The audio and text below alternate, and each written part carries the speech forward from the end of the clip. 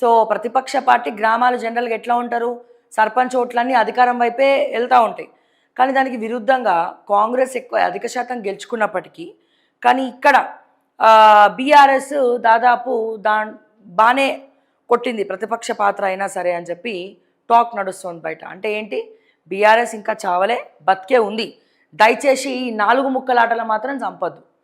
అంటే ఏంది, ఈ ఈ ఉన్న గ్రాఫ్ని కేసీఆర్ కావచ్చు, కేటీఆర్ కావచ్చు, హరీష్ రావు కావచ్చు ముందుకి ఏ రకంగా తీసుకుపోవాలి, ఇంకా ఏ రకంగా పెంచుకోవాలి, బీఆర్ఎస్ పార్టీ జనాల్లో ఉండాలి, ఇంకా ఏ రకంగా పెంచుకోవాలి, ఎటువంటి సమస్యలు తీసుకోవాలి, ఎటువంటి పాదయాత్రలు చేయాలా, మీ నియోజకవర్గంలో ఉన్నటువంటి లీడర్స్ని క్యాడర్ని మార్చాలా, కొత్త చిగురిని తీసుకురావాలా.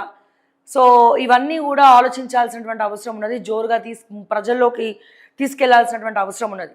లేదు ఇట్లనే కొట్లాడతాము, ఇట్లనే పంచాయతీలు అయితే ఇట్లనే కొట్టుకుంటామంటే నిజంగా ఘోరంగా ఉంటుంది పరిస్థితి. అండ్ చాలా రోజుల తర్వాత 19వ తారీఖు అంటే 19వ తారీఖు చాలా రోజుల తర్వాత కేసీఆర్ గారు బయటికి వస్తున్నారు.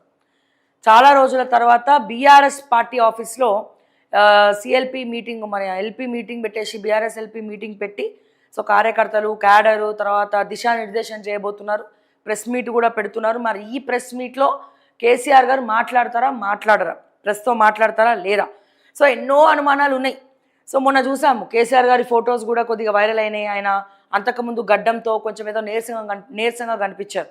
బట్ మొన్న చూసినటువంటి ఫొటోస్లో కొంచెం ఆయన హెల్త్ కూడా బాగుంది, కొంచెం ఫేస్ కూడా కొంచెం ఫ్రెష్గా కనబడుతోంది అని టాక్ ఎక్కువ వినబడతా ఉంది. మరి ఇటువంటి సందర్భంలో ఒక పక్క కవిత చిరాకులు పరాకులు ఎవరి మీద, బీఆర్ఎస్ మీద. అంటే బీఆర్ఎస్ అంటే వాళ్ళ నాన్నని అన్నట్టే, కేసీఆర్ని అన్నట్టే. సో ఇక్కడ కేసీఆర్ తర్వాత ఈ లీడర్స్ ఎవరైతే బీఆర్ఎస్ పార్టీలో కీలక నేతలు ఉన్నారో ప్రతి ఒక్కరిని ఇష్టం వచ్చినట్టు తిట్టుకుంటూ వచ్చేస్తూ ఉంది కవిత. సో మరి వీటన్నిటి గురించి కూడా కేసీఆర్ ఏమైనా మాట్లాడతాడా?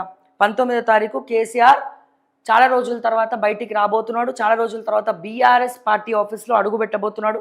మరి పంచాయతీ ఎన్నికల నగార అప్పటికి కూడా అయిపోతుంది కాబట్టి మరి ఏం దిశానిర్దేశం చేయబోతున్నారు, రేవంత్ రెడ్డికి ఏం కౌంటర్ ఇవ్వబోతున్నారు, మరి ఏమి జనాల్లోకి ఇంకే రకంగా ముందరికి వెళ్ళబోతున్నారు. ఎందుకంటే ఒకవేళ జమిలీ ఎన్నికలు కనుక సాధ్యమైతే, జమిలీ ఎన్నికలు కనుక వస్తే 1 సంవత్సరం ముందే మనకి ఎన్నికలు వస్తాయి. అంటే ఇప్పుడు ఆల్రెడీ 2 ఇయర్స్ అయిపోయింది. డిసెంబర్ 9వ తారీఖు వరకు రేవంత్ రెడ్డి గారు ప్రమాణ స్వీకారం చేసి, ముఖ్యమంత్రి గారు ప్రమాణ స్వీకారం చేసి 2 సంవత్సరాలు అయిపోయింది. ఇంకా 3 సంవత్సరాలు ఉన్నాయి. ఇప్పుడు జమిలీ ఎన్నికలు వచ్చినాయి అనుకోండి, ఈ 3 సంవత్సరాల్లో 1 సంవత్సరం అయిపోతుంది, అంటే 2 సంవత్సరాలు.